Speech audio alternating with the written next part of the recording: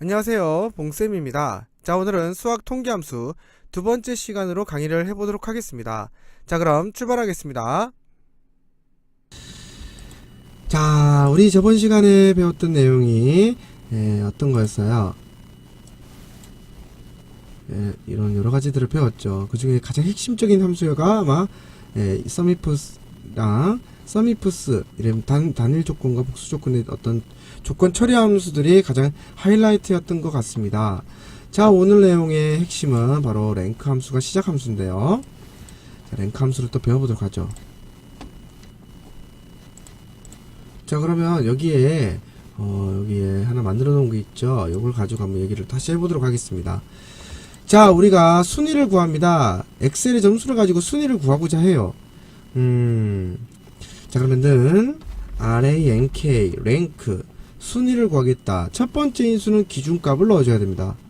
자, 기준값은 엑셀밖에 없죠. 여기서는 엑셀의 점수를 넣어주고 보라돌이의 엑셀 점수를 줄 테니까 쉼표 참조 영역 어디서 67을 대줘야 돼요? 여기요? 아니죠. 여기도? 아니죠. 당연히 엑셀 안에서 대조를 해봐야겠죠. 그래서 참조 영역의 의미는 기준값을 포함한 특정 범위 영역을 잡아주면 랭크가 이 기준이 이 범위에서 몇인지는 랭크가 구해주는 거죠. 가로 닫고 엔터. 2등이네. 한 개를 구했으니까 나머지는 어떻게 하면 돼요? 자동 체결 하면 되겠죠. 어머, 뭔가 좀 이상하네. 그렇죠? 2등이 2명이고. 자, 뭔가 이상할 땐 선생님이 어떻게 하라고 했어요? 그렇죠. 더블 클릭해보라고 했죠. 자, 그러면 마지막 값을 더블 클릭해 보겠습니다. 자, 여러분, 이게 왜 에러 났는지 이해가 되시나요? 되신다고요? 그렇죠. 둘 다 상대 참조인데 상대 참조의 특징이 뭐예요? 자동 체결했을 때 모든 주소의 숫자가 일씩 증가하면서 참조 영역이 밑으로 내려가죠. 근데 이제 기준도 그래서 여기 있던 기준이 이렇게 내려왔잖아요. 근데 기준 내려오는 거 맞아요, 안 맞아요? 맞죠. 근데 범위가 내려왔죠. 내려오면 돼요, 안 돼요? 안 되죠. 범위는 위에서 버텨줘야 돼요. 그렇죠? 그러면 우리가 이 식의 에러가 난 이유는 이 참조 영역이 절대 참조가 아니라서 그래요. 그러면 원인을 파악했으니 시작 위치로 가서 여기를 절대 참조를 해주면 되는 거죠. 그러면 마지막 값을 더블 클릭해보면 파란색 주소는 상대 참조니까 내려왔지만 녹색 주소는 절대 참조니까 내려가지 못하고 이렇게 버티고 있는 거죠. 이게 바로 참조에 대한 개념을 정확하게 이해하느냐가 중요한 내용이에요. 어떻게 잘 아셨어요? 자, 여기서 순위를 구했죠. 근데 우리가 순위를 구하다 보면은 그런 경우도 있어요. 지금 이 순위를 결정하는 기법이 보면 큰 점수가 1등이에요, 작은 점수가 1등이에요. 그렇죠? 큰 점수가 1등이죠. 그런데 우리가 살다 보면 순위가 거꾸로 매겨야 되는 경우가 있어요. 다시 말하면 작은 값이 1등이 되는 그러한 경우도 있는 거죠. 그 경우 중에 몇 가지 예를 들면은 그런 게 있겠죠. 뭐 달리기의 경기 쳐 가지고 순위를 매길 때 그냥 매겨버리시면 가장 늦게 들어오는 사람이 1등이 되는 뭔가 반대적 효과가 일어나게 되는 거예요. 그래서 여기에 적진 않았지만 이 랭크 함수의 마지막 인수가 바로 정렬이라는 개념이 있습니다. 이게 뭐냐면 여기다 심표를 찍어 볼게요. 자, 찍는 순간 이런 매뉴얼이 떴죠. 그쵸? 자, 여기 좀 잘려서 안 보이긴 하는데 잠시만요. 여기 좀 당겨 볼게요, 선생님이. 여기다가 이제 심표를 찍으면 이렇게 뜨죠. 오름차순, 내림차순, 오름차순 뜨는데 지금 기준이 뭐예요? 높은 게 1순위죠. 높은 순부터 낮은 순서로 순위를 매기기 때문에 기본적으로 옵션을 생략하면 내림차순이 돼요.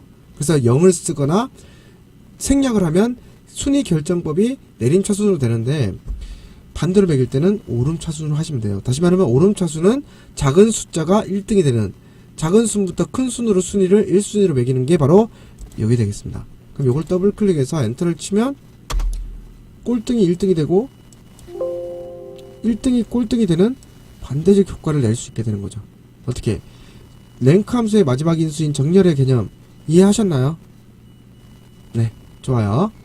그러면 네, 랭크 함수는 여기까지만 알면 아주 완벽하게 습득하신 거랑 마찬가지예요. 예, 박수 쳐드렸습니다. 자, 그러면 이번엔 라지 함수와 스몰 함수에 대해서 알아보도록 하겠습니다. 얘들도 많이 어렵지 않기 때문에 하기가 괜찮을 거예요. 자, 그러면 여기를 좀 줄일게요. 자, 여기서 좀 보면은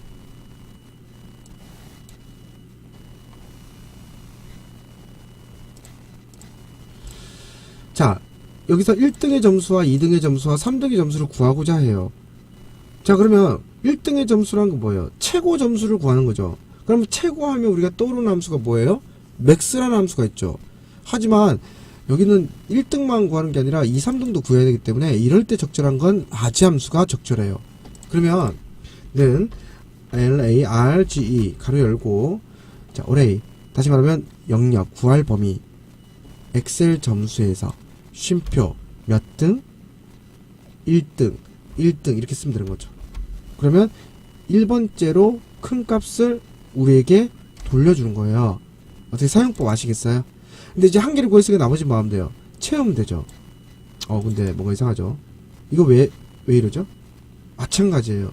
이 범위 영역이 내려앉아서 그래요. 그래서 바로 이해를 못하더라도 채우고 나서 이게 왜 그런지를 반드시 이렇게 확인을 해주는 버릇을 계속 들이셔야 돼요. 그러면 이 식이 잘못된 건 여기가 절대 참조가 돼야 된다는 거예요. 근데 전부 다 99죠. 이유는 1등이라고 계속 뽑으니까 그래요. 그럼 여기는 2로 고치고 여기는 3으로 고치면 되는데 그럼 너무 좀 수동적이에요. 그래서 지금 여기 보면 이게 지금 여기는 1번이지만 여기는 2번이죠. 이 바뀌는 기준이 앞에 있는 숫자 때문이죠. 그러면 1을 쓰는 게 아니라 우리 앞에 있는 한 글자를 빼와서 그거 번째 큰 값을 구해라. 이렇게 하면 훨씬 부드럽게 할 수 있게 되는 거죠. 그럼 앞에 있는 한 글자 빼려면 무슨 함수 써야 돼요? 그렇죠. left라는 함수 쓰면 되겠죠. 이 주소의 몇 글자? 한 글자를 추출해라. 그럼 이 left의 결과가 얼마예요? 1이죠. 누구 시각에서요? 그렇죠. 라지 함수가 안을 쳐다볼 땐 1인 거예요. left가 아니라. 왜죠? 식은 안에서 밖으로 실행되기 때문에 밖에 있는 함수는 안에 있는 식의 결과만 볼 수 있다고 선생님이 누차 말씀드렸죠. 그래서 얘 입장에서 보면 이게 그냥 단순히 1인 거예요. 그러면 1번째로 큰 값을 구하게 되는 거죠. 그럼 여기서 자동 채우기 하면 B16이 B17이 되면서 레프트의 결과가 2로 바뀌면서 두 번째로 큰 값이 자동 산출이 되는 거죠. 이렇게. 그리고 또 내리면 세 번째로 큰 값이 나오게 되는 거죠. 어떻게 응용되는 형태를 좀 보여드렸는데 이해가 되시나요? 그러면 라지만 해봤지만 스몰은 마찬가지로 작은 값들 중에 몇 번째를 구하는 그런 개념이다 라고 보시면 얘는 1+1 원격의 문제가 되겠습니다. 네, 라지 스몰 설명은 끝났고요. 그 다음에 var 함수와 stdv라는 함수는 사용법은 기본 함수처럼 그냥 어떤 일정 범위만 넣으면 이 일정 범위의 값을 가지고 분산값을 구하고 일정 범위의 값을 가지고 표준 편차를 구해주는 겁니다. 자, 그럼 사용해 보겠습니다. 는 var 가로 열고, 자, 엑셀 범위를 잡아주고 가로를 닫으면 끝이에요. 그럼 이 값을 가지고 뭐한다? 분산값을 구해주는 거죠. 네. 그리고 stdev 라는 함수는 엑셀 점수를 가지고 표준 편차 값을 구해준다는 거죠. 어떻게 잘 이해가 되십니까? 뭐 사실 이게 안에 인수가 복잡하게 몇 개를 쓰는 게 아니라 그냥 기본 함수처럼 어떤 범위만 넣으면 되기 때문에 여러분은 이 var이라는 함수와 stdv라는 함수의 어떤 역할 정도만 잘 알아두면 될 거예요. 그 다음에 중간값을 구하는 미디언 함수는 말 그대로 가로 안에 있는 값들 중 중간값을 구해주는 함수입니다. 자, 그럼 한번 사용을 해보도록 하죠. median 가로 열고 엑셀 가지고 해볼까요? 엑셀 점수 중에 가장 중간값은 얼마죠? 54점이 중간값이다. 그러네요, 그쵸? 자, 이렇게 인수가 홀수계로 있을 때는 명확한 중간값이 있지만 인수가 짝수계로 있을 때는 중간값이 없죠. 자, 무슨 소리냐면요. 1, 2, 3, 4가 있어요. 그럼 여기서 mi, dian 이 4개의 값에서 중간값을 구해라. 그러면 사실 이 중간값은 2와 3이 둘 다 중간값이에요. 그렇죠? 그러면 얘는 어떤 걸 구하냐면 2와 3, 이 두 값 사이에 있는 중간값을 구해주는 거죠. 무슨 소린지 이해가 되시나요? 네.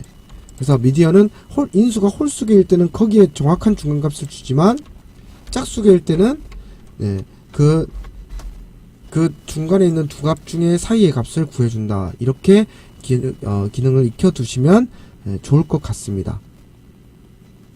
네, 여기까지 해서 오늘까지 해서 수학 통계함수 쪽은 모두 끝이 났어요.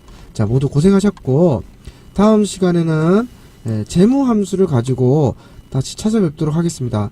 오늘도 수고 많이 하셨습니다.